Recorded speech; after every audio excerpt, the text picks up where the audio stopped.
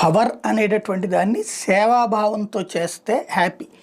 అలా కాకుండా దాన్ని ఆస్వాదించడం కోసమని ఎదుటి వాళ్ళని ఏడిపిస్తే అది భవిష్యత్తులో శాపం అవుతుంది. ఇప్పుడు ఎస్పెషల్లీ మనం కూడు పెట్టకపోయినాక పర్లేదు కానీ నోటి దగ్గర కూడు తీయకూడదు. నేను చాలాసార్లు ప్రస్తావించాను.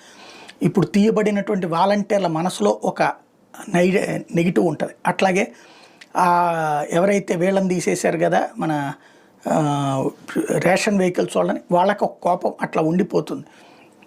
ఇది గుర్తుపెట్టుకోవాల్సింది. అదే సందర్భంలో ఇప్పుడు కొంతమంది అంగన్వాడీల వాళ్ళని దీవించడం, లేకపోతే రేషన్ షాపుల వాళ్ళని దీవించడం, ఇట్లాంటి రకరకాలు చేస్తున్నారు. అవన్నీ ఇప్పుడు మనం ఒకళ్ళ పొట్ట కొట్టామంటే రేపు మన పొట్ట కొట్టబడుతుంది అన్నటువంటి జ్ఞానం మర్చిపోతున్నారు. అది పాపం అన్నటువంటి పాపభీతి కూడా లేకుండా తప్పులు చేస్తున్నటువంటి పరిస్థితి ఉంది. ఇది పార్టీలు వాళ్ళ కార్యకర్తల్ని మోటివేట్ చేయకపోతే ప్రమాదకరం, లేదా వాళ్ళకన్నా మోటివేషన్ ఉండాలి. తాజాగా హిందూపురం నియోజకవర్గంలో ప్రభుత్వ